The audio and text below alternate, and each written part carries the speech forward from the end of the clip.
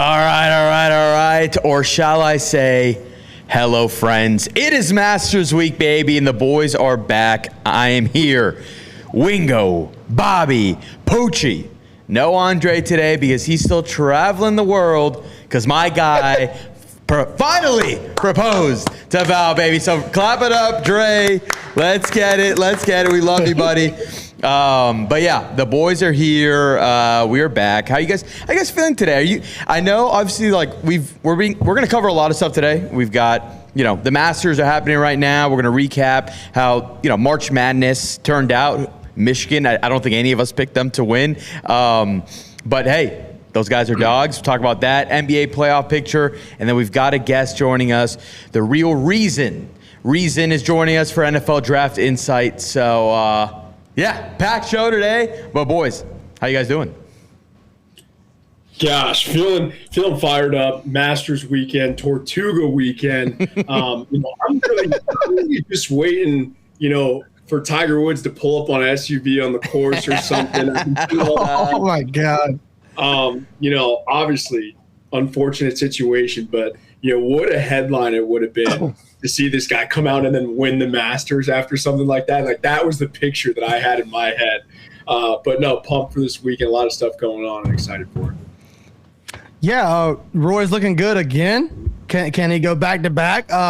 Bad news for y'all boys. I know you're gonna hate to hear this. We'll get into it later, but hey, Scheffler didn't start out bad this weekend, boys. Y'all might be in trouble. Hey, Bobby, bro. Update for you, bro. He just went bogey.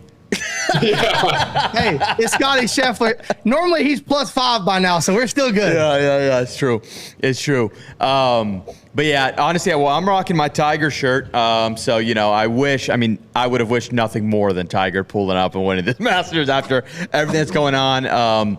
Definitely a crazy, unfortunate situation with him. I mean, he needs a Tesla or something, one of those self-driving ones, because I was in a Tesla like the other day, and like my buddy had was showing me how it worked. Dude, it's insane. It's actually nuts. But I digress. Let's talk Masters. All right, the best weekend in golf.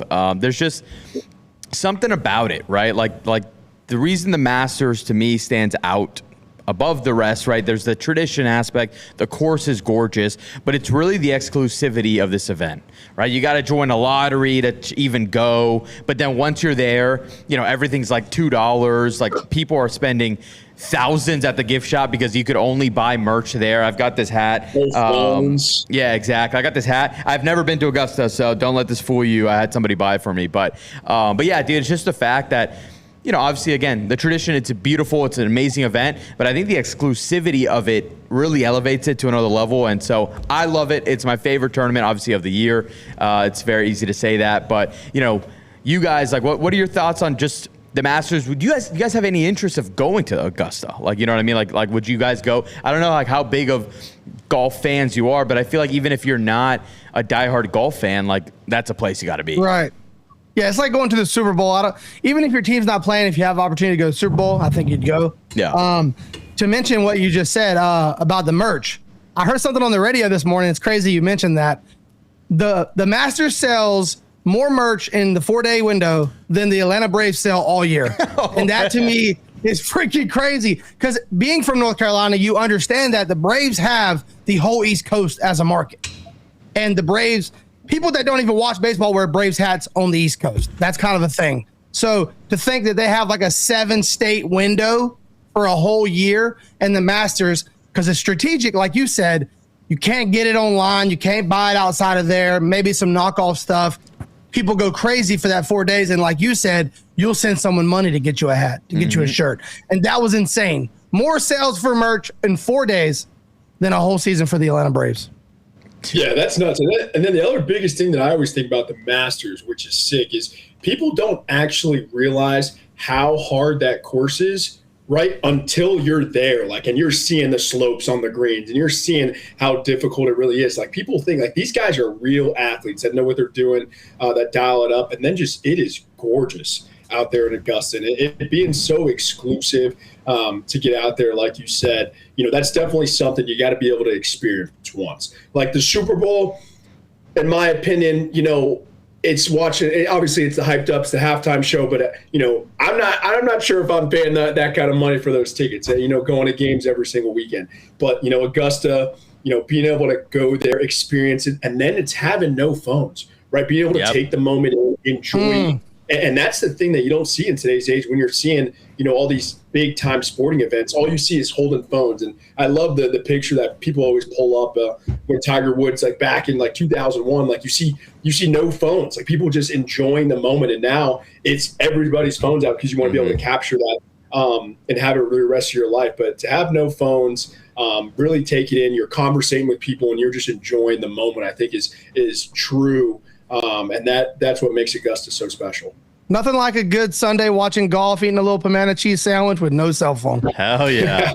Hell yeah. No, but that's such a great point. And they're like really, really strict with it, right? Like there was a story that came out this week of I forgot his name, but there's a past champion, a member at Augusta who was just kicked out this week because he broke the phone policy. Like that, like they are as strict gets there. And it's cool. Like you mentioned, you don't get that anymore. You don't get that exclusivity anywhere else. Like, yeah, you can, it's cool because, you can bring like your phone, not your phone, your camera. I think it's a disposable camera. It's like the only thing that's allowed in there. So like you can take, pictures for yourself and you have it, but like, yeah, you're not posting live, here at Augusta. Like it just, if you're there, you are there. And there's nothing else in the world that you're so disconnected really. Cause you can't use your phone. So like God knows what happens. Like you can pull up to Augusta and check your phone 10 hours later and like just, the world can be completely different when you enter Augusta, but that's the point. You're stepping into essentially like this other world, and that's what makes it so cool to me. And we can go piggyback on something you said that in terms of the difficulty of this course, and it's showing its teeth this week, I'll tell you that much. Like I'm looking at the leaderboard right here. I mean, you've got some heavy hitters that are really, really struggling. And like even guys like, check this out. Davis Riley. Davis Riley is somebody who's, he's not one of those top names, but obviously a professional golfer, somebody who's made it to the PGA Tour, right? He's 18 over, and he's not even through day 2. Like that's how difficult this course is. So it's just, I love seeing it. I love tournaments and courses that make these guys really hurt. Like really, like these are the best of the best, right? Of course, you love seeing these guys birding, but like when you see that happening at a course like Augusta, it means even more because you see how many guys are struggling right now to even just finish a good round. Like you've got guys like McIntyre who finished like I think 8 over yesterday, and like these guys who are playing really well going to Augusta, and it's going to give you the ultimate test. Those greens are fast. They are even no 3-footers are safe at Augusta. So I think that just adds to it. It's so awesome. So and that's how I feel on every single course. It's 18 over day 1. Yeah, that's what I like about the Masters is I feel normal. So it's nice to see someone else struggling and breaking their clubs for once.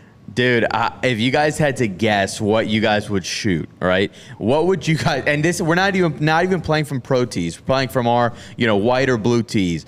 What do you think that you would shoot at Augusta? 140. Yeah, it's gonna be. Being realistic, 125 or worse. Yeah, I'm 100% with you guys. 125, I'm playing really well at Augusta. No matter how good of a shot you hit, you're going to 3-point.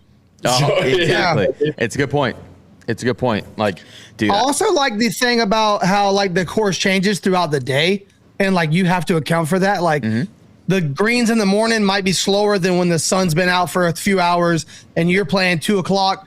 You played morning yesterday. Now you're playing the evening round. The greens are a lot faster because they've been under the sun all day. So it's crazy. A lot of stuff they got to remember and factor in and keep account of. Oh yeah. So let's talk a little bit about how day 1 went. Like Bobby mentioned, Rory is at the top. He's tied with Sam Burns at 5 under. Rory, defending champion, finally got the monkey off his back last year, completed the Grand Slam. It seems like, Rory entering this major season with that off his back because he's been so focused on finally completing the Grand Slam, he could never get it done. I wonder now, and it looks like it's happening so far, has that just unlocked this like, I don't need to accomplish that anymore. So now that stress is off his shoulders and now he can just play.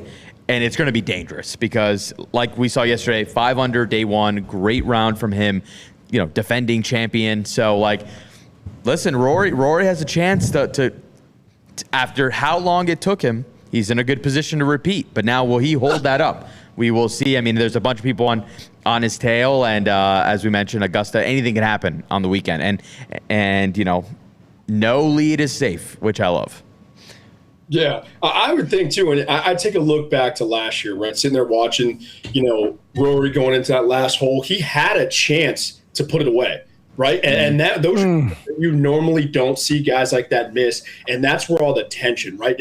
I guarantee you, one of those thoughts in his mind was, "Hey, this is my chance to have the grand slam, right? Just make this putt," and you miss it, right? He was so nervous going into that playoff hole, and now. This year, I don't see him having that same thought because that pressure is now off his shoulders, and it's like let's just go out there and play golf. You saw the emotions when he won it, what it meant for him and his family, and now it's like let's go do it again. And the biggest thing that I loved after last year is when he came out in a press conference and basically said, these dreams and goals that you aspire to, right? You think that you're going to get so much satisfaction and your everything's just going to be perfect once you reach those. And he said it himself, right? He won the Masters. He completed the Grand Slam. And it was like, next day, go back to work. And I think he's realized that in his mentality. And it's like, hey, regardless if I win, lose, or draw, you got to go to work the next day. And now with that pressure off his shoulders, that's just going to make him that much better of a player.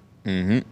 I'm with you 100% on that. And, they actually – another kind of cool element to the Masters that kind of plays on what you just mentioned in the sense of obviously Rory getting that off. So I don't know if you guys had a chance to see, not the document. I guess it's kind of a documentary that they made about Rory's, Masters win last year, and it's on the Masters app. The Masters do such a great job on obviously building upon, the tradition, but the content that they put out because nobody else could essentially put out content on their app, and they actually had a great Rory documentary, and that I think you nailed on the head. Let's see, it seems like. That pressure's kind of off him now. He did something that was so hard, and he's going to be scary, man. And for me, I'm not a Rory guy in the sense of he's not I'm not rooting for him to win every tournament. Not that because I'm a teams guy, right? I'm so used to teams that I've latched myself onto, a couple golfers that I consider my team, and that's who I root for. Victor Hovland really needs to pick it up because he's letting me down right now. All right, but do you guys have anybody that if it wasn't, maybe you guys are rooting for Rory or Scotty? Is there anybody else that you'd like to see put on that green jacket this weekend? I'll tell you that I'm more of a Rory fan now because he's got that Wagyu filet mignon on his menu. That made me a little bit more fired up for him. But I think Bryson is the guy that I really just want to see, right? He's so electric. His watching rival. him live, what he can do, with the ball and everything that, I saw something that talks about he's the scientist, right? I think he's got a 3D printed club out there. Yeah, he does. He is so entertaining to watch the way, the distance he has on his clubs, the way he drives, the people love him, his YouTube channel.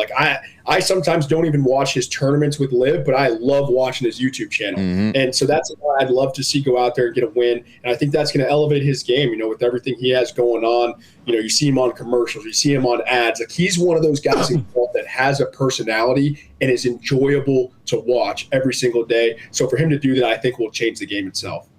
Yeah, I'm a big Scotty guy. I'll admit it. I like watching greatness, and it's awesome when you see it's like Tiger. When you see somebody at their peak and they're truly in a zone, no one can touch them. And it's amazing to watch. Now, with that being said, like last year, it's awesome to see a guy come out of nowhere that's been playing for years that no one's talking about and be there at the end. Obviously, I'm all for an underdog story anytime. So if an underdog can come out of nowhere and win it, I'm all for that.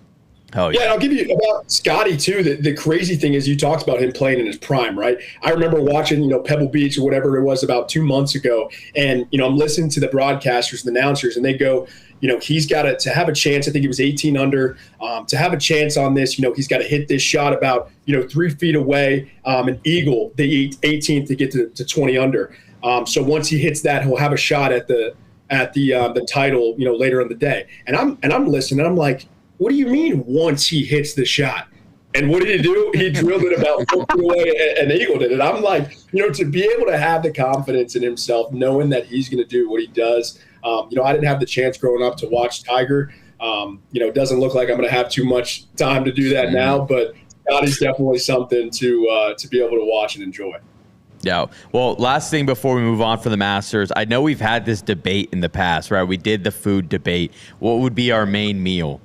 But now, gentlemen, we are picking appetizer, meal, dessert, real quick rapid fire. What would be on your Masters menu? Jeez, dude, I don't know the menu. No, you get to pick. You get to pick whatever. You set the menu. You want me to go first? I can go first if you want. Dishes. Yeah. Well, dude, I mean, You want me to go first? I can go first. Poochie, go for it. Go first. All right, we're going full Cuban. Right, we're going full Cuban. We got to. There's only one way to do it. We gotta go full Cuban, Papa. Let me start off with ropa vieja totone. Okay, we're a little totone con ropa vieja por arriba. little who? All right, there we go. All right, cuidado. Then afterwards, we're gonna do ropa vieja as the main course, and then finish it out with a flan. There Wow. it is. I'm fasting for the weekend. Yeah. Coño, Poochie. Bye-bye. Gents, I can go next because mine is pretty easy because PF Chang's put out their championship menu. Yeah. And that will be mine. I'm going to start with the Wagyu dumplings, Chang spicy chicken, and that New York cheesecake. The best cheesecake in the world is at PF Chang's. Don't Shout believe out me? Chang's. Shout out Chang's, Shout baby. out Chang's. Shout out Chang's. I'll probably be they hate to see me coming at the Masters. I probably got a couple beers in my hand, freaking couple pimento cheeses stuffed in my pocket. And then when it's all said and done, I'd find me a slice of that cheesecake you're talking about. I would go pretty simple. For an appetizer, I would go those the mini hot dogs. Oh, right? The yeah. little nice lunchable ones. Everyone loves a hot dog on the golf course. So one of the mini ones is the appetizer. The main course, I definitely say, got to be like a steak and mac and cheese. I feel like you never go wrong there.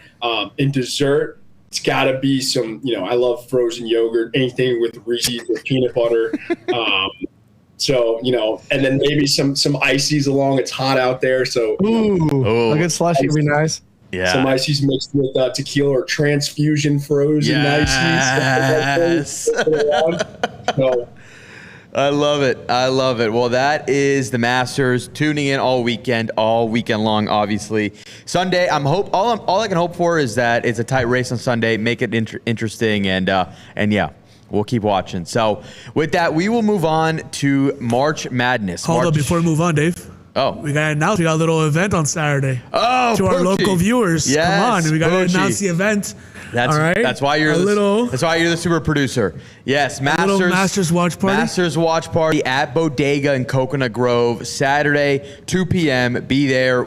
This is our third year in a row doing a Masters party. All right, this one, let's make it even bigger than last year. Last year, at the same place. So if you came last year, same exact spot, Bodega in the Grove. We are running it back. See you guys there. Bodega. Yeah, dude. If Wingo wasn't at Tortuga this weekend, I'd love to have him down here. You don't want Wingo as you get together, bro. I'll tell you now. I'm going to turn Bodega to the ground. Yeah. I love it. All right. Well, with that, we will move on to March Madness, baby. The champs are crowned. We will start with the men's tournament. Shout out to Michigan Wolverines. I mean, just dominant run, really, because Wingo and I, we were rolling with Arizona, and Arizona looked up unstoppable. They play Michigan. Michigan routed them, dude. They really were the best team of the tournament. Dusty May's got a great group of guys over there. I mean, I remember him when he was here at FAU, and the fact that what he was able to do with them, take them to the Final Four, now go to Michigan, take them and win a championship, I think is extremely impressive. So I think a very deserving champion. I did have them in one of my brackets winning it all. Of course, it was a bracket that was worth $0, so really did nothing for me except pride. But yeah. Shout out to Michigan Wolverines. What'd you guys think of that championship? UConn gave him a good fight, though. I will say UConn really did show up, at least. It wasn't like a blowout in any fashion. Yeah, it kept it interesting. I think it got a little ugly there for a second. Then, UConn never went away. UConn, kept in there and kept fighting, which you can expect from a seasoned vet team with a great coach. No one got head-butted, so that's a win. Dude, speaking of, that's probably that's due to the league. That might be due to the league, honestly, dude. Yes. Dan Hurley head-butted a referee after a game-winning 3 that should have never been possible. Thank you, Boozer, sucker. I was gonna say that that's very special for you specifically, Bobby. Hitting a game winner on Duke, baby. Oh, and David immediately texted me and was like, "Text your dad." I texted him. He never replied. No. You haven't talked to him since. He actually just hasn't talked to you in weeks. He just calls me 3 days later. Hey, what about this weather? It's like, dude, don't even try me right now, son. We're talking about that. Yeah. But it's crazy because he told us, we went live a few weeks ago, and he was like, look, it's a different Boozer, but nonetheless, he said, dude, the Boozer's not as great as you think they are. And then for them to end up being the reason they lost was wild. But that was incredible. Anyways, Dan Hurley doesn't even know where he's at, I guess. Headbutts the ref. Even the ref later was like, I don't even know what you're talking about. Like, we were just talking. And I was like, what the hell? Who gets away with that? That was incredible. Dude. Yeah, Dan, that's an all-time clip. Like that video of him, like it's doing triple platinum on Twitter right now. Like it is the best. Like that video is incredible. And Dan Hurley, just his personality, like he is somebody who, as a coach, you definitely want to play for. But man, if you're a ref specifically, you can't stand to ref his games. Dude, he is going to be in your face literally now. But like really, like he's loud and he's he's loud and proud to be the UConn head coach, and he's been on an incredible run. I mean, I think what is it, 3 years, 3 trips to the championship, obviously 2 and 1. Incredible what he's been able to do over there. So. Yeah, 3 trips in 4 years and 2 victories. Can't complain about that at all. At all. And to talk about what you said about that clip doing numbers, the best one I've seen all week, easily, was it was the Dan Hurley head. It was like him turning around and headbutting the ref, and it said, when you take the trash out immediately after your wife asks instead of waiting 5 minutes like usual. Yes. That's the best. That's the best. Incredible. Wingo, thoughts on Michigan? Yeah, obviously Michigan was the number 1 seed in their area. But I feel like I didn't see them the whole tournament on everyone's radar saying, hey, they're going to be the team to win it all and they're going to be the team to go all the way. When I went back and looked at the games, March 14th was the last time when they played Wisconsin where Michigan had a close game, right? I think it was lost by a few points. Other than that, they were winning by 10, 15 to 20 points all the way up right until the national championship. And there was a point in the national championship against UConn where I thought they were just going to steamroll them and they were going to kind of take it away, and they almost did. But Michigan, props to them, playing, they did their stuff in the paint. They were a full, complete team. I really did think Arizona was going to play a more complete game. I don't know if they just were sleeping or tired. Dude, they needed to put out James, baby. Yeah. They needed Bryce. I'm telling you, but looking back, these guys were just steamrolling their way through March Madness, blowing everybody out, and it's a testament to just them. I don't know if it was them just being able to stay healthy the entire season, but they were firing all cylinders, and they definitely deserve this championship. Yeah, I didn't even mention Michigan, so let me give them their flowers. Incredible run. Like Wingo said, no one really talked about Michigan until they put belt to ass to Arizona and made them look like a G League team. That was absolutely. They were doing that to every single team, and we didn't. Well, yeah, because Duke was still in there. That's what I'm saying. Duke sucks, man. They ruin everybody's freaking vision of sports. People see Duke and they're like, it's got to be Duke. I ain't gonna say what I was about to say. Say it. Say it. No. But anyways, it's got to be Duke. People always got to be Duke. People, the love that they get nationally. Like I said before, y'all said we'd come back and I'd be clipped because I was wrong. John Shire deserves no credit. Number 1 recruiting class again on his ass. Number 1 recruiting class again. The Boozer twins, number 1 on his ass, dude. They don't do anything. They get all this love for what? Bring Grievous back on here. I gotta talk to him. Yes. We gotta bring Grievous back. I love it. Hey, Bobby, real quick. 2 things. One, I got to call you out on one thing because you are a part of that media machine. You picked Duke on this show to win. That's reverse jinx, baby. Let's go. He did say the reverse juju. He did Come say on, that. bro. I'm North Carolina Tar Heel, boy. I know what I'm doing. Yeah, I love it. Second thing, Bobby, for you. Didn't UNC just hire a coach? I want to get your thoughts. Mike Malone. I want to get your thoughts. I think that's a champ right there. Yeah. Dude, he's got pedigree. Yeah. You never know how it's going to work, the transition from pro to college. I'll be honest. It was such a whirlwind of a coaching search because it was like every coach left in the tournament was a link to UNC, and then they'd get an extension, and they get an extension. It's like, oh, it's not going to be him. He's got the highest paid contract ever. And then next thing you know, we signed Mike Malone. At first, I was just, because I'd heard so many names, I was kind of like, what? Because I hadn't heard his at all. And that's kind of normally how that works, right? But Mike Malone has a pedigree. He just whooped up on my Lakers a few years back and won a championship with the Nuggets. Cool story. His daughter's a sophomore at UNC right now playing volleyball, so that's cool. I don't know if y'all seen the picture. I actually meant to send it to y'all.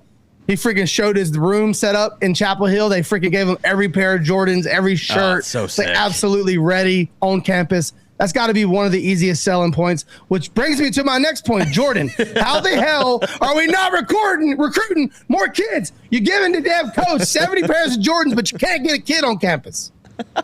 Anyways, Mike Malone, I'm hoping for big things. I think it does definitely got to help recruiting too, because look, you got a guy that can get you ready for the NBA now more than ever. It's really the same pitch they're using for football right now with Belichick.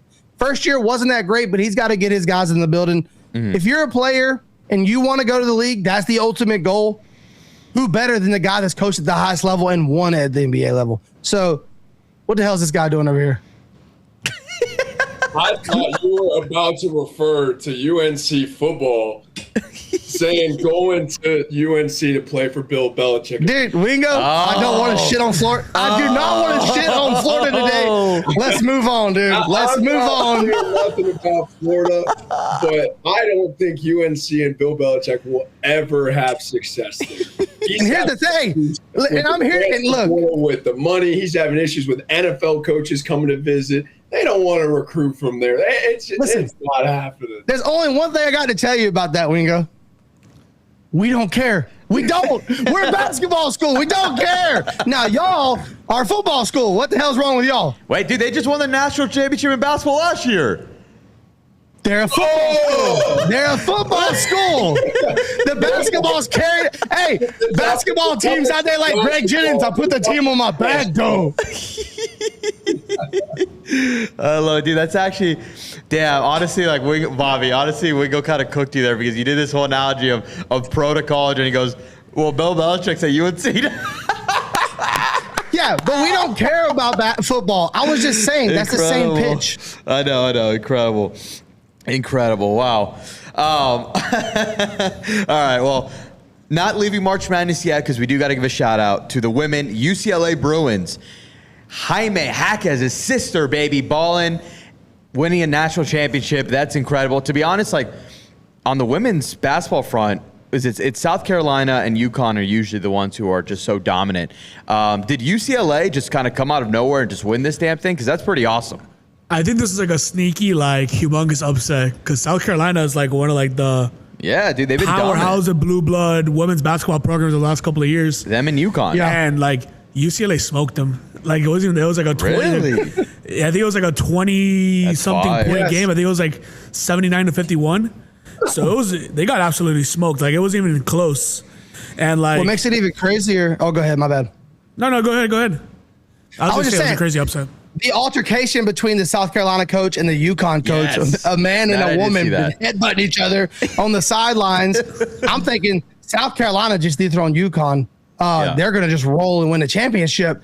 And just like the Michigan thing, here comes UCLA like, no, we're handling business over here. Don't sleep. Yeah. And they put belt to ass in the championship quite easily. Dude. Yeah. Yeah. That coach from South Carolina was shit talking, and that whole South Carolina team was shit talking.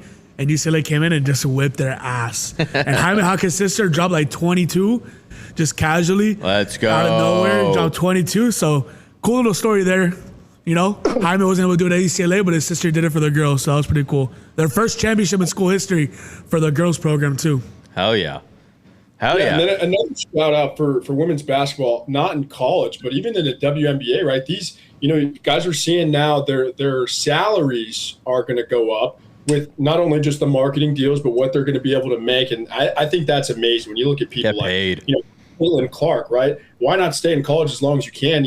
She was making millions of dollars, and you get to the WNBA and she's making 70, 80 grand. So for them to have an opportunity, there is the big conversation of driving revenue and all these different things. But, now when I'm turning on my TV, I'm seeing a lot of these women on commercials and sponsorships. And I think that's good for sports, right? It's inspiring a lot of, younger women to want to play and really have an avenue. Because if you think about it, right, if you're a woman out there and you're great at basketball, and you have a job offer to go somewhere and make over 100 grand or go risk my body and making 60 grand in the WNBA, I don't know if I would do that, long term. So it's good to see them getting what they deserve, and hopefully that rises to be able to appreciate, what they can do and their abilities. And they just re-agreed on a new contract structure, right? Yep. Got is 100,000 minimum now or some shit like that? Those are not the contracts that I read, but I did see something about it rising. You need to go get Caitlin Clark, dude. Go sign Caitlin Clark, dude. What are you waiting for, Wingo? Love it. All right. Well, with that, I don't know if our special guest is here yet, so we'll jump to the NBA first, and then we'll get to the NFL. But NBA playoff picture. NBA regular season is coming to an end, and now we are entering the playoff push. Gentlemen. And give me 1 sec so we have some visuals. Poochie. Playoff picture. Let's go. Hey, look at our Heat, baby. The king of the play-in tournament, 4 years in a row. Let's I fucking can't stand them, bro. I cannot stand the Miami Heat that they love to be the fucking play-in team, bro. It's so annoying. It really is just the most annoying thing in the world. Yeah, I mean, listen. I can't be like too. I think we just lost somebody. Well, I'm seeing 3 playoff pictures on my screen here, Yeah. but I think we lost somebody. Oh no, who did we lose? We lose everybody? Oh my God, is it just me and Pooch? Am I solo dolo right now? Am I solo dolo? I think it's just me and you, Baba. Wait, no, where are the boys? All right, Poochie, we'll hold it down. We'll hold it down while we look for them. Jesus Christ. Oh, wait, there's Bobby. I hear Bobby. He's full screen. That's what's wrong. There it is. What? Oh, there we go. Okay, we're back. I only see you, Pooch. You went full screen. There we go. There you go. I didn't do nothing. Yeah. With that being said, that's our NBA segment. Yeah, on to the next one. No, but yeah, gents, who do you guys have? Are there any? I know we had this conversation with Gravis, right? Like who, obviously the Thunder being the reigning champs, defending champs, looking just as good this year as they did last year. We'll start in the West, all right? Is there anybody, or maybe a couple guys that we think that can dethrone the Thunder in the West alone? So, Bobby, I know your Lakers are in here. The Lakers are, unfortunately, just got plagued by a couple injuries. Can LeBron do it? Can he will that team? No. It's going to be LeBron and Bronny. Yes, LeBron and Bronny. baby. Luka's supposed to be back for the playoffs, but this definitely absolutely killed any chance. We had crazy momentum.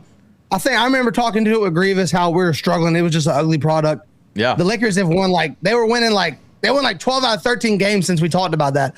And dude, Luka has been on fire, best player in basketball right now. And then he tears his hamstring, losing to the Thunder. So that's even worse. And then Reeves has the oblique thing, grade 2 oblique tear or whatever. It's just not what you want. It was going to still take everything we had, but we had it going to be able to pull off some miracle like that. It's not going to happen for the Lakers this year. I really don't know if there's anybody, but if we had a chance, we had to just keep rolling that momentum into the playoffs, and that kind of derailed us for sure. I'm glad you're honest about the Lakers, even though you're not about UNC's future, but we go from the top rope. We go from the top rope. Bobby. I love it. Take that fucking hat off your head. I'll piggyback off that because the Lakers. I mean, the Lakers were cooking ever since honestly you and Gravis cooked them, and they went. Luka heard you and went on a tear. I know he couldn't get to 80, he couldn't get to 83. 60's cute, but it's all good. But play-in team, by the way. In terms of like the West, I think there's two teams, and Gravis alluded to the Nuggets being one of them. Honestly, whenever you have the Joker's cooking, like they can beat anybody. Yeah. But the Spurs to me are that team. They've beaten the Thunder already a couple times. They've clearly been the second best team in the West, and I think that they absolutely can win a 7-game series against the Thunder. I mean, Wemby is on another planet. That whole team is just they're built for a deep run, and I mean, look at them. Only 3 games back from the Thunder. They've had an insane year. So in the West, I mean, for me, I think it's going to be the Spurs. And I actually am going to say that the Spurs will come out of the West. I'm not even saying they're the only team that can give the Thunder a challenge. I will pick the Spurs to come out of the West. Wingo, who you got in the West? I would say, I would love to see the Spurs. My biggest question is obviously, Wemby didn't play the other night. He had the bruised rib. There was a little bit of a knee issue. If he can stay healthy, obviously, he's going to be wealthy. He is he's going to be wealthy. He's going to be the defensive MVP. That guy is just an alien from another planet. So I think he's the guy that just changes matchups in the game, right? When you play the Spurs, I remember watching the Spurs back in the day, and it was about, their movement of the ball, the way they can, get it around the arc and shoot threes with all these guys. And now, having a guy like Wemby, the matchups and the one-on-ones are so different. Like you can't shoot over them, and there's certain things that you can do that, you can't do against Wemby. So I think if he's really healthy, come back and play, I think that's going to be the matchup and how well defensively the Spurs can play. Yeah, like David said, Joker, you can't count out Joker, and that team's just so seasoned. They've been there before. But I think Joker's a unicorn, but Wemby's a true unicorn, man. To be that size, that's something we've never seen before. And like Wingo said, hate to agree with him because he's dumb as hell, but like Wingo said, I mean, he's a football guy. He went to a football school and talk about basketball, whatever. Dude, you can't coach, you can't adjust, you can't do nothing to look over the fact that Wemby really is a true unicorn. Like, we have seen nothing like that before. Yeah, but I would also, one thing you never put past, I'm not going to crack another joke. I was like, dude, give it up, dude. When Joke is on the court, that guy's obviously something special, right? But, I always ask myself, it's funny, does he even love playing basketball? He goes out there and does what he does, and he just wants to go home and ride his horses and hang out. And that guy's just a freak of nature. I love him so much. So he's somebody that he's just a guy. He's just a guy hanging out, playing some basketball. So I think he's another one that's just, he's going to come out and drop 30 and 40 and do these things on a consistent basis, right? And just hopefully, if Wemby can stay healthy, play defense, and they can have those mismatches, those are going to be the two things that I think is going to be the determinant factor with the Nuggets or the Spurs. Yeah, that's the funniest thing about the Joker, though, is he's so good, and there's plenty of stories like that about him. He couldn't wait to win this first championship just so he can get back home and drink beer. He was honestly just happy the season's over and glad we won it, but I'm ready to get back home. It's like he goes back to his other country, lives a normal life, drinks beer, completely forgets about basketball, and then I remember hearing how he gets depressed that he's got to leave that lifestyle to go back and travel the world and get paid millions to be an NBA star. He's like, oh, I guess I'll go do that. Yeah. But he's incredible. It's he truly is he is. The dragon ass, but then he drops 30, 20, and 15. It's what the hell's happening here? Yeah. No. The best was when you saw him win the win. And no, he wasn't super excited. And then he was watching his horse race and going nuts and going crazy. And it was I just won the championship. And he was just And then his horse wins a freaking race, and you see this guy be ecstatic. So those are the type of people that you love and just, you wish you could be in their shoes, because he's just so happy just being nonchalant and a regular guy. And, meanwhile, in the United States, he's the freaking icon. So that's just great to see. Yeah, no, he really is he just treats the game like a 9-to-5 work job. That's him. He just this is my job, but my real love is horses. So he's the best, though. He's incredible. He's a freaking unicorn. So with that, that's the West. The East, though, the East is very interesting. The East is a much tighter race in the sense of, honestly, it could be anybody. Like, I think the East, I mean, you've got the Pistons having a fantastic year, but, like, you got Pistons, Celtics, Knicks, Cavs. Like, honestly, any of those 4 teams, I wouldn't be shocked to make it out. And then, you've got, who knows what the Raptors can upset somebody, the Hawks can upset somebody, the Heat, obviously. But yeah, the East for me is just way more kind of like a crapshoot in the sense of, like, if I had a gun to my head tomorrow, I'd still pick the Thunder to win the West. I don't even know who the hell I'd pick from the East. So you guys have any leanings here? I was a big fan of Detroit until they lost Cade. Yeah, obviously that was the big burden on them. Outside of that, let me put myself on camera because I'm not even in this box. No. I mean, I guess maybe the Knicks. No. I mean, Boston. I know, but I do feel like it is wide open enough that if the Heat can do the thing where they go as a playing team and they go all the way, they love doing it. Talk to me, Pooch. They love doing it, and like reality is, there's not like a true superpower in the East. Nobody can stop the Heat if Bam's going to put up 83 every night. Sure. I agree with you. That's true. 100%. I agree with y'all. I agree. I mean, we can be one of those teams that catches fire, and that's how Spoelstra rolls, and that's how he likes to build his team. He likes to build a team for the playoffs and really just open it up. So I love it. I think it's too open in the East. You did a great job of convincing. Like I'm bought in on the Heat. You had me, thinking, questioning the Miami Hurricanes and March Madness. You're a true fan that believes in his team to back it up with all the information. Well, dude, you can back it up because you've seen it happen like every other year that they've been in the playoffs. They go as a play-in and make it all the way to the finals of the ECF. Like, if they don't do it on a normal basis when they do make it to the playoffs, I'd be like, no chance. Yeah. But like, we've seen it year after year that these guys fucking love doing this. It's their goal. I think the East is wide open for sure. But I gotta say,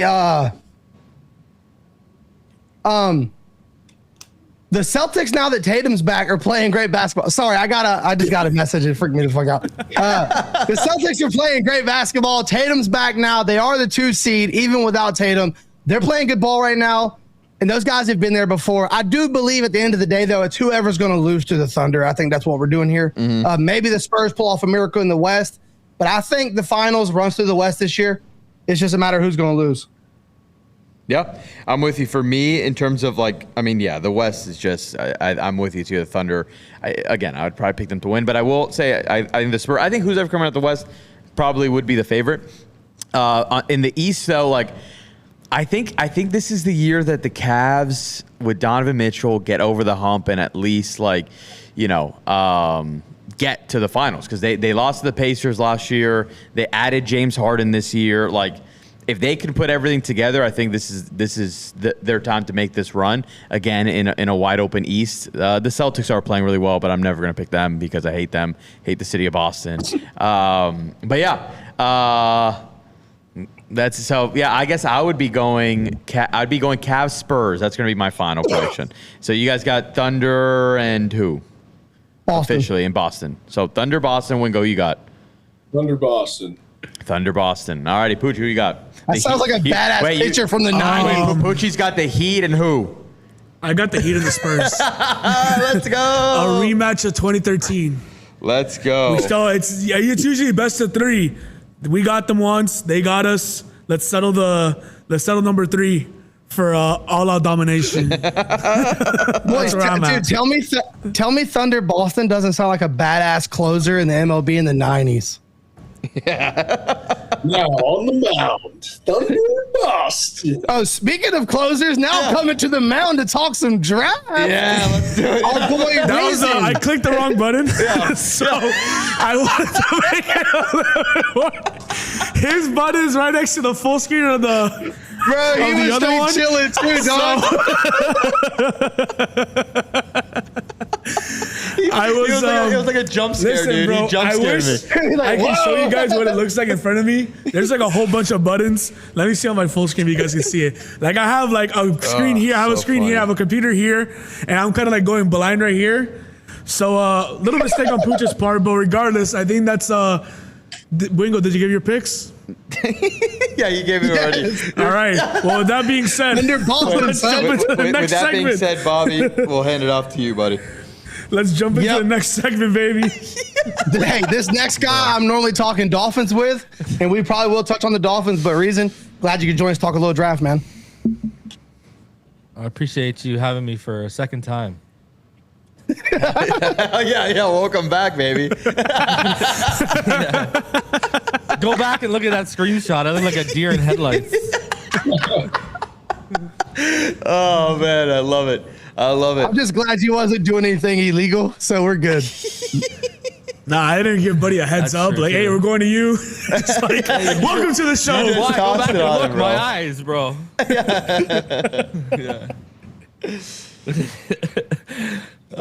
What's good, boys? Thanks for having me. No, happy, For sure. Happy to have you. Let's jump right into it then. Ty Simpson, that's where I want to start. He's getting a lot of buzz right now, but it's always that time of the year when the second quarterback gets a lot of unnecessary buzz for some reason. What are your thoughts on Ty Simpson, and where do you think how high can he realistically go? You know what? He's like a perfect example of like how evaluations and opinions are so fluid. Because if you would have asked me in the first half of the season, I mean, I saw some of the best footwork in this class, Mendoza included. And then it really felt like in the second half of the season, just with pressure, and he's really not good against pressure, but it seems like he started to speed up his process. You saw the inaccuracy, missing easy throws. I'm sitting here watching and evaluating Jeremy Bernard, and I'm just seeing easy throws that Bernard, he's wide open on his targets, and they're easy throws, and Ty Simpson's just not making them. I wouldn't touch him till the second round. That's just where I've been at. Now, I look at a team like the Rams, who they have Stafford for one more year. They really need to find that succession plan. They can afford to draft someone like that in the first round and sit on the pick for a year. But even if I was the Rams, I mean, if Jordan Tyson fell to me, I'd take Jordan Tyson over Ty Simpson. I'm just not overly sold on him. I think the other scary thing with Ty Simpson is look at the quarterbacks drafted in the first round over the last 10 years with 15 starts or less, and it's not a very impressive list. You're talking about Dwayne Haskins, RIP, and at least he threw for 50 touchdowns in his last year at Ohio State. And then you're talking about like Mitch Trubisky and Anthony Richardson. So Simpson has to become an outlier just in that sense. And I don't know if I truly believe in him now. They ran pro concepts, so I don't think him grasping playbooks is going to be too big of an issue. But he's going to need a lot of starter reps, and the NFL is you don't have 3 years anymore, it feels like. And I don't know. If he's drafted in the first round too, Ty Simpson, the expectations are going to be, hey, buddy, you're a franchise guy. A GM just tied his hip to you. They're attached to you, him and the coach.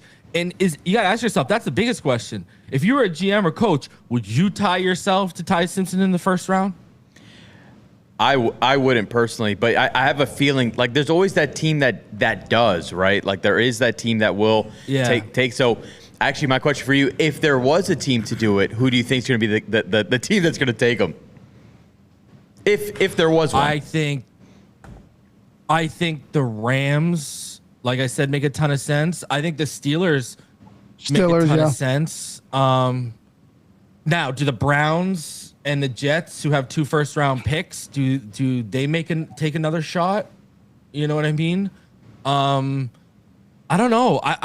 You look at it, and not a lot of teams in the first round really do make a lot of sense. Mm-hmm. I don't know if you guys saw Peter Schrager's mock, but Ty Simpson fell out of the first in it. Yeah. Who do you have taking him? I don't know. All season, I'll stick with it. All season, I've said the Rams just make so much sense. Yeah. Like I've said this all season long, even when Stafford, was in the playoffs. Simpson just makes a ton of sense. Yeah. You want to look at a team that can afford to sit him for ways to. If you're looking for a first round team, what makes sense to me is, like I said with the Rams, you want to look at a team that can afford to allow a first round pick to sit on the bench. They're they don't have depth issues like the Dolphins, et cetera, et cetera. You know what I mean? They can afford to, okay, we can stash them for a year. right? And I think the Rams make a ton of sense. That's really the big one for me is the Rams. Yeah. Yeah, I agree with you. I think the Rams make a lot of sense because, like the Stafford thing, you got to have your, plan, your backup plan. He could sit for a year, like you also said. He might not be quite ready. He might need that year to watch film, see NFL speed. That's also why I think the Steelers make a lot of sense. I do believe Rodgers probably ends up back in Pittsburgh starting, and then you'll give him a year there too. So I think those two make a lot of sense for sure. I think people the perfect place for him is 34 to Arizona. 34 to Arizona is actually probably the perfect place to take him and the perfect landing spot. But sorry to cut off whoever I did. I just wanted to add that in. Yeah. I think people are forgetting that, in this draft, I think there's going to be a lot of movement. Some of these teams with 2 first-round picks, I think there's so much talent in the top 15. There's going to be a lot of trades. There's going to be a lot of people moving around a little bit. So, we're looking at the picture of who has picks where right now, and I think that's going to be completely different right when we're sitting here on draft day in a few weeks. So I think that's something to look like. I don't see Ty Simpson falling out of the first round. I think somebody's going to come up and trade, or like you said, the Rams picking him up I think would be good to be under Matthew Stafford. But I think there a lot of stuff that's going to change, and there's always that one team.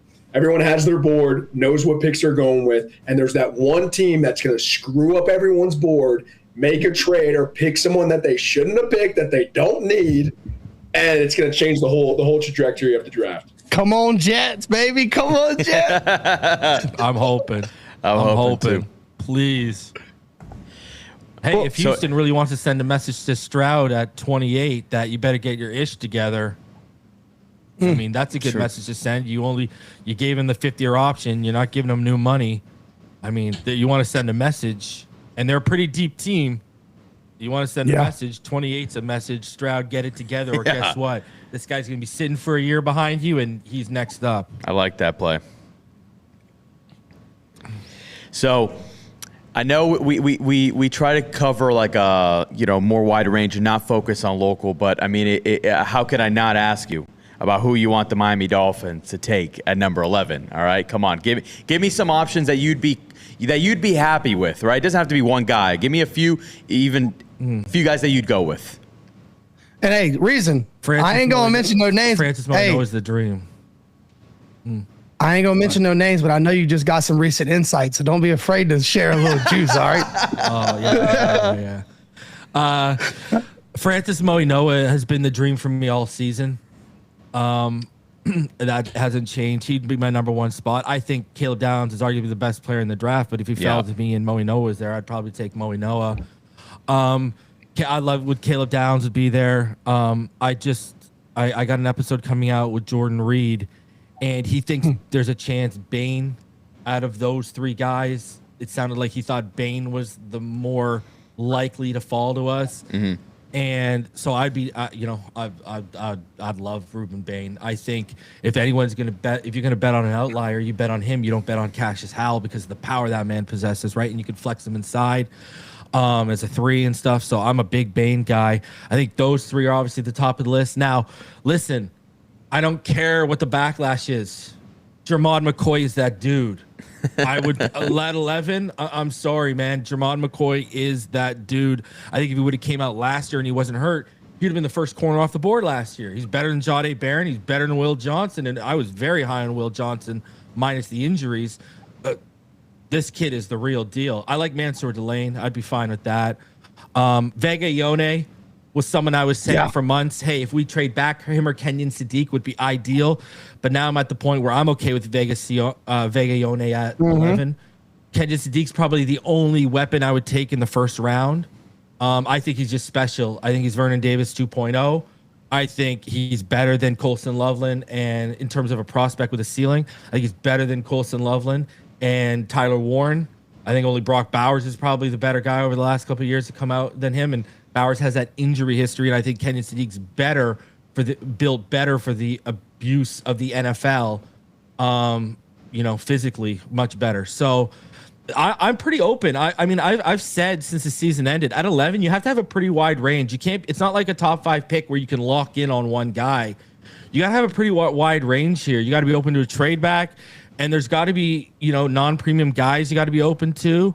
Like, obviously, Sonny Styles, I would love, but I don't think he's falling that far.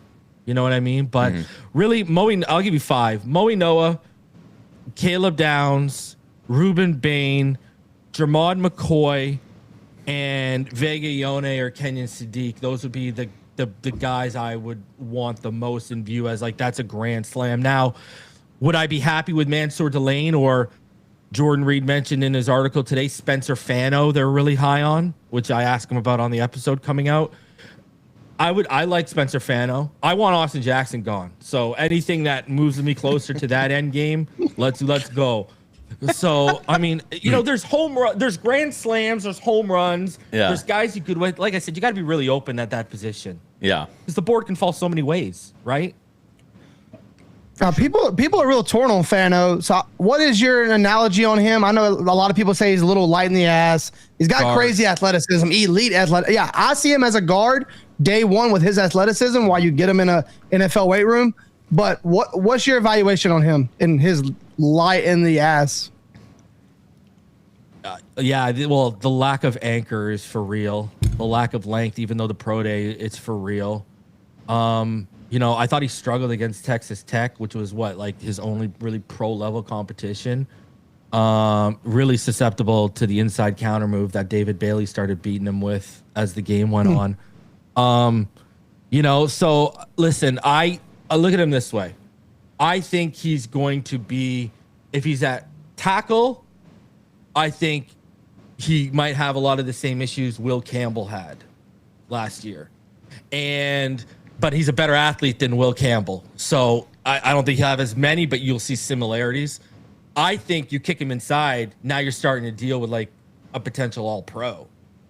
Like, I think that's how big it goes. I mean, one of my, best scouting buddies in this community thinks he's a center, right? Wow. And they had him taking center snaps at the Senior Bowl and stuff, right? The NFL teams are asking him to take snaps at center.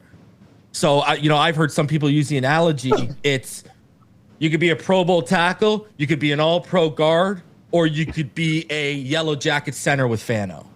Now, I'm not going to go that far because I don't know if I see that at center, right? I mean, there's just not enough reps or film there. That's a pure projection.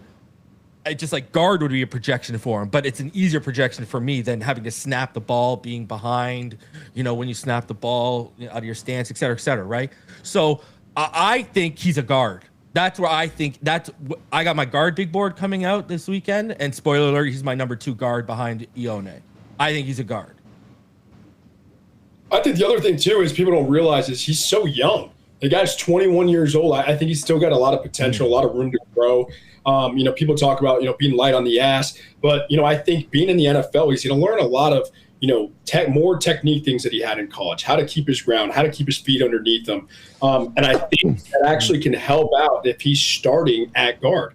When you're at guard, you got to learn how to play with your center of gravity. And you do need to learn that at tackle, but you learn a little bit more of, not being rushed and moved all the way around. So I really think that, he's young. He's got a lot of room to grow. Yeah, I agree. So you're saying you would draft Vega over Fano, in your opinion? Yes. Okay. I would. I agree with that. I think Vega Ione, I've said this for quite some time. I think he's arguably not only the safest offensive lineman in this draft, I think when it's all said and done, he might be the best offensive lineman in this draft. And it tells you how high I am on him, where I didn't want anything to do with Booker last year at 13. I didn't think he would fit what we did zone-wise, but outside that, I was like, it's too rich. Ione at 11, I think he's a better prospect than Booker. Yeah, I think he probably fits a power gap a little bit better than a zone, but I think he's a better mover than Booker. You know what I mean? I mean, you've seen the clips of him, they're pulling him from the slot across to kill someone on the backside. So, I'm very high on Vega Ione. Very, very high. He's a stud, man. He's one of the best guard prospects. Listen, I won't go as far as this because I hate player comps, but I get why people are saying he's the best guard they've seen come out since Quentin Nelson. He's good, man. High honors. Wow. Yeah, that's the real deal. Yeah. I think he's one of the not only at offensive line, I think he might be arguably the safest pick in this draft, especially in the first round. Wow. Well, me and you went back and forth about that a little bit when you came on our show on the Dive Bar. And we said it's just like the ability. All these guys have even Francis, is he going to be your day one starter tackle? Or are you going to play him at guard for a year? Vega is who he is. You draft him and plug him at guard, and it's done. That alone might be more enticing for a GM, and I agree with Reason. Like, when you factor that in, you know exactly what you're drafting when you draft Vega, and that's why I'm okay with him at 11 as well. Nice. Let's see, kick Savai and I to the right side, and think about this guy in between Aaron Brewer and Patrick Paul, feeding families for generations. My guy. Yes. Let's go. Listen, every draft has those guys who, some of them come out of nowhere where, like, in terms of falling, right? A bunch of guys, there's guys that are always projected high that will end up falling. Last year, the Shador thing, was a big story. But are there any guys that you've seen, like, kind of going either first or second that you can see them, maybe taking a hit or falling just based on the last couple of weeks of things that you've been hearing? I think Cassius Howell is going to fall out of the first round for sure. I think Akeem Messidor, I think people are making a bigger deal than his age, and I think he's going to go higher than people think. I think, Peter Woods is going to probably fall out of the first round because his testing, it hasn't been very good at all, at all. Who else? I think there's real possibility that Maxi Hanakar is there. He goes in at the top of the, at the back end of the first round. I think that's like a real possibility. I'll give you another name to watch that I think is going to go higher than a lot of people. A lot of people think, for example, the Dolphins, we could get Chris Johnson at 43. I think Chris Johnson is going to be the third corner off the board. Wow. Love Chris Johnson. Great fit at 30. I honestly believe that, bro. Yeah, I think Lee Hunter.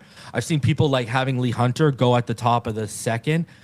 I've heard some like red flag stuff behind the scenes, so I think he might drop a little bit. Like, I don't think it's going to be a massive drop where he drops from like, early 40s, late 30s to like, completely into the third round. But I think he's going to have a little bit of a slide, further than people think he's going to have because of some potential questions behind him.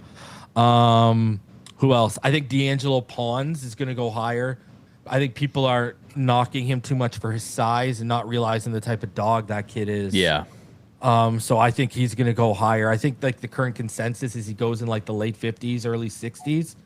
I don't think that guy makes it out of the 40s. There's just no way. I'll give you some receivers. Consensus, you go to your mocks, you got Ted Hurst there at like 80. That is not happening. That is not happening whatsoever. He's not getting out of the early second. Like, that's like, he's going to go, if you've got him going at 80 in your mock, he's going probably like 40 spots higher than that. That's going down for sure. Yeah. Oh man, I'm telling you, the NFL is super, super high on him. Remember, I know, Bobby, you remember how high I was on Xavier Legette? Remember how high he went and people thought he wouldn't go till like the second, and he went like, look how high the Panthers took him. I think the George Pickens comps are real here. I think a lot of people are saying it. I've been saying it. Jordan Reed, when I asked him about Ted Hurst, he mentioned George Pickens too. So I think the NFL is seeing that too. So, and I think Trey Lance is, Trey Lance's brother Bryce is going to go higher than people think too. It makes sense. Yeah. The unfortunate reality about mock drafts is all these guys go 20, 30 picks higher than you get them in your mock drafts. I know I myself love drafting Ted Hurst at 75 and taking it to the bank, but I realize that might not be a thing. Now, look, maybe in the draft you take 75 and 94, you go up and you go get Ted Hurst, and I would respect that move, but that is reality. Reality is you're not – all these guys, like, we're loading up from 75 to 97, and you're not going to be able to get all those guys. You get one of those guys, you'll be lucky. No. I do want to ask you about something, because you told me this. If you don't mind sharing, I'll just leave it out there. You can fill it in if you want to. There is a surprise position that most people are probably not looking at. The Dolphins have high interest in a guy that plays defensive tackle. You want to talk on that a little bit? I know Wingo might want to hear this. Yeah, so I've heard that the Miami Dolphins are very, very high on Caden McDonald, and he's a real possibility at 30 if he's on the board. I know Dolphin fans are going to want to hear that because it's not a sexy pick. We took Kenneth Grant last year, et cetera, et cetera. But I mean, he's arguably the best run stopper in the. Well, not arguably. In my opinion, he's the best run stopper in this draft. And you know, he's a guy who would make it a lot easier for your linebackers and for guys like Kenneth Grant. You know, life would be a lot easier with someone like that plugged in the middle. But yeah, I've heard they are very, very high on Caden McDonald. But man, there's a lot of buzz where he might not even be there at 30 now. Wow. Bobby, you're saying I'd love to hear that. Who do you think in the background is the one pushing that to go to Miami? I was fixing to, hey, listen. Hey, Wingo. I was fixing to say that Drew Rosenhaus, Miami connection. what's the word? PR team does 24-hour work. They do not play around. Love it. I think he's a McDonald, dynamic player. obviously, I think he's a guy you turn on the tape, right? He's an animal. You know, I don't think he had the best run, you know, and some of his footwork, it didn't look, but then, you know, he got it dialed in for pro day. He looked, you know, physical. He looked like his feet was moving. He's a big cat. But that goes right back to turning on the tape. Look what he does. Look what his ability. You know, I think the biggest question with him was where he was going to go was Caleb Banks, right? You look at Caleb Banks and, you know, have an amazing pro day, come out, start and fire at the combine, and then breaks his other foot. So now it's like, oh, what do we do here now? It's Caleb Banks, Caden McDonald. Yeah. And now, you know, I think more of the assured guy is Caden McDonald, right? He played at a high caliber level. Obviously, Florida is as well. But, you know, Ohio State just had this resume for so long of them, you know, being successful. And, you know, he's a guy that you turn on the tape, he's got it, right? There was no really crazy injuries that he's had. There's not much he's dealing with now. So I think he's definitely the for sure pick as the D-line. If he's there at 30, that, you know, he's getting picked up probably earlier than that. Yeah. Yeah, I think Caleb Banks' rise really started at the Senior Bowl, and then everything you named after that is pretty much spot on. But I think you talk to guys like Sonny Styles, Caleb Downs, you know, Arvell Reese, who made life easiest for you, and they're all going to come back and they're going to tell you, Caden McDonald made life very easy for me. And you know, I know they're very high on Sonny Styles. You know, the four names I've been told that they like at 11. You know, and I was told this before his 30 visit was announced. I was told Makai Lemon. I was told Caleb Downs, Moe Noah, and Sonny Styles. Now, if you could land a Sonny Styles, if that's a trade up or whatever with that Washington room or whatever, or you could land a Caleb Downs. And again, I know it's not sexy and it's all defense, whatever. And then you turn around, you compare one of those two guys with Caden McDonald. That is, I mean, that's a home run first round, in my opinion. And I know, you know, I'll be doing backflips. I don't know what other people who just want, you know, weapons, but they've been pretty adamant. But I think people are getting in the sense of, because we have so many depth issues at guard and tackle, they've been adamant. We want to build the trenches in the first round. And people have just automatically think, oh, that's offensive line. No, listen, they want an edge rusher. The problem is they don't think Bain or Bailey are going to be there for them, right? And, you know, and then you got to wait to that 30-43 for that run on guys like Zion Young and R. Mason Thomas and all those guys in that range, right? And Gabe Yakis and stuff like that. So they want, and Caden McDonald at 30 fills that need if they don't get an offensive lineman or an edge player, because I've been saying for months, watch out for Keldrick Falk too. I mean, Keldrick Falk just checks all the boxes of what the Packers guys love in an edge rusher. And you look at the 2024 film and you see the pass rush upside you didn't see in 2025. So I'm not a huge Keldrick Falk guy, but I understand the vision. I see the upside, all that, blah, blah, blah, blah, blah. And I get it. It would make sense.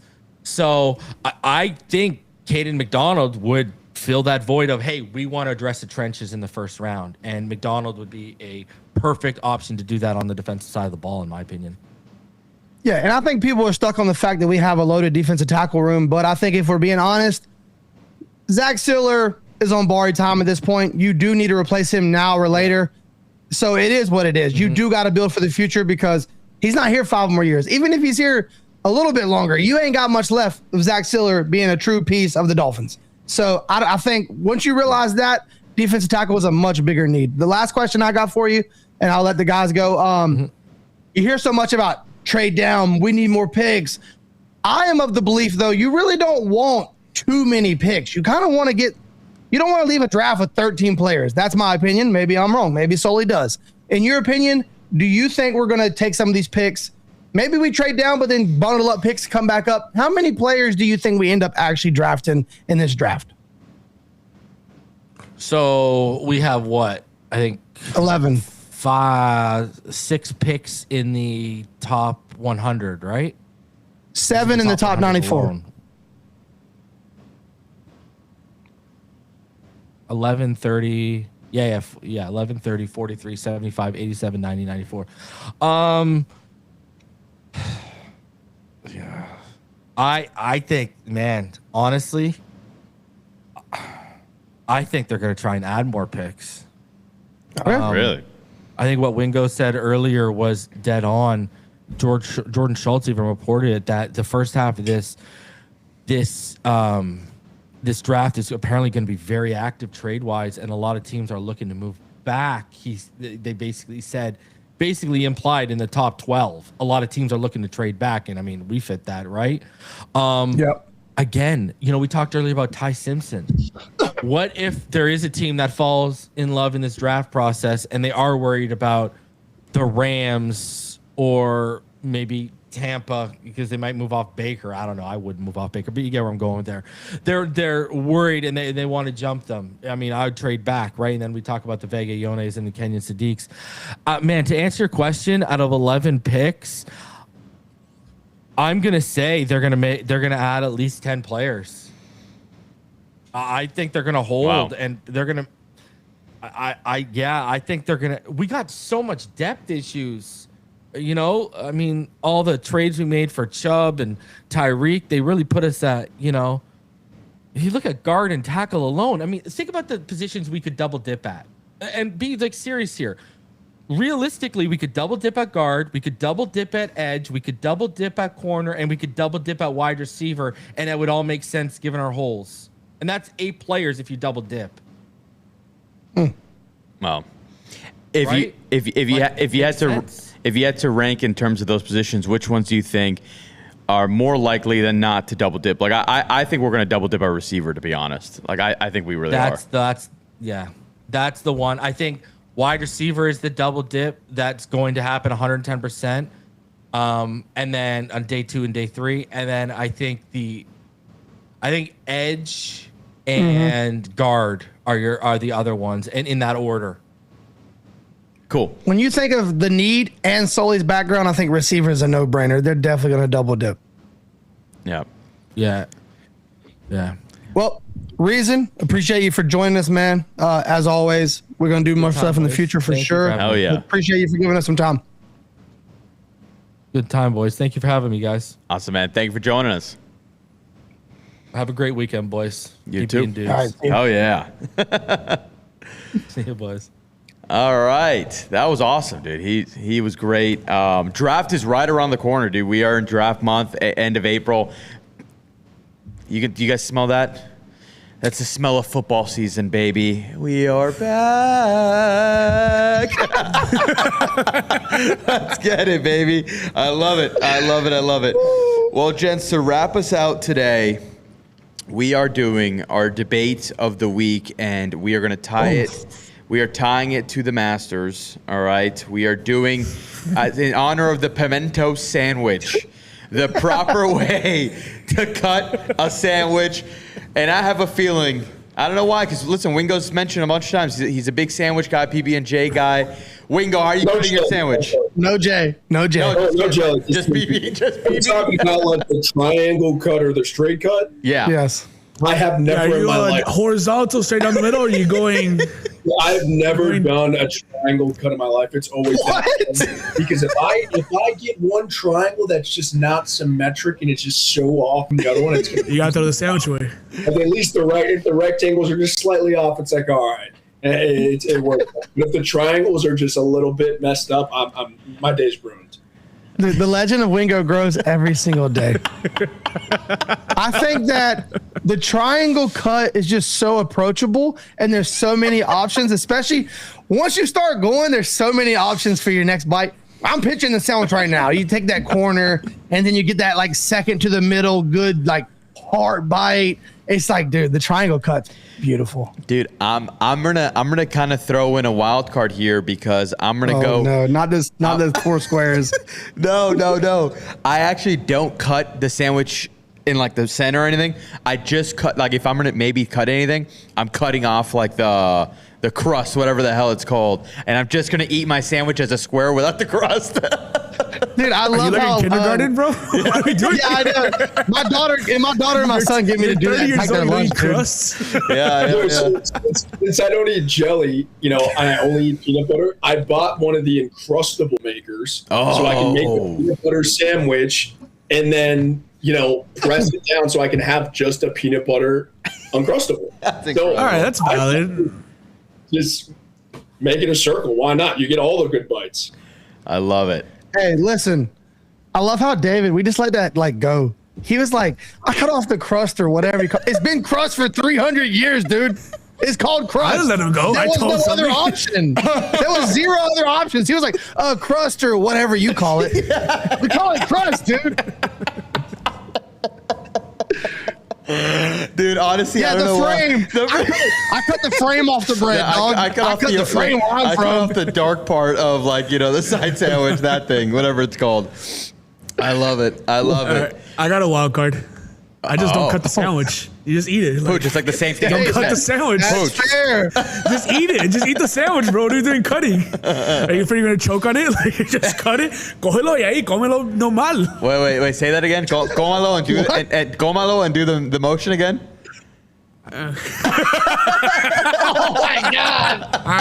And that's Guys, that's it for today. That was just a sandwich.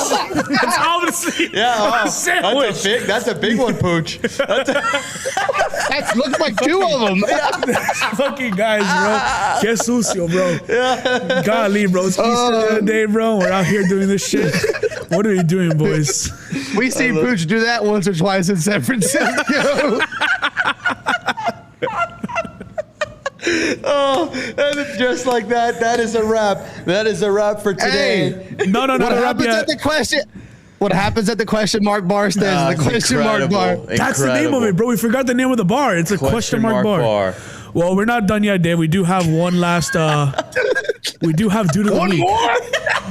We do have dude of the week. We got to. Cómalo, Pucci. You want me to do it? Yeah, you want me to do rip it. it? Send him up. Alrighty.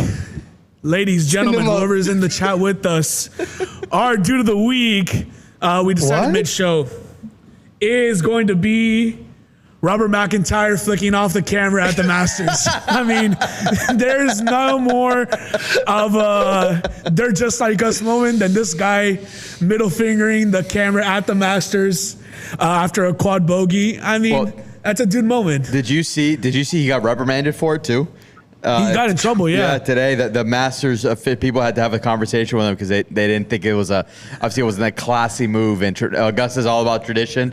And but dude, I mean, he just quad boat like he was like 9 over on the day, dude. Like that would be me. I'd be like, fuck this place. That's probably like the classiest reaction. Like he could have just launched his club, thrown a ball into the galley. Like he just flipped off the old bird, bro. Like, it happens, man. Sometimes you gotta flick the old bird. It is what it is. It is what it is. The best part is like the camera crew has nothing to do with you sucking at that moment. It's just like he needed something to like get it off his chest. It was like, dude, this is all you, brother. Yeah, I love it. Well, gents, that wraps up this week's Guys Being Dudes. As always, if you're tuning in live, thank you so much from wherever you're tuning in. If you could always pass by the YouTube, hit us with a subscribe. And yeah, let's keep this thing rolling. Have a great weekend. Wingo, tear it up at Tortuga.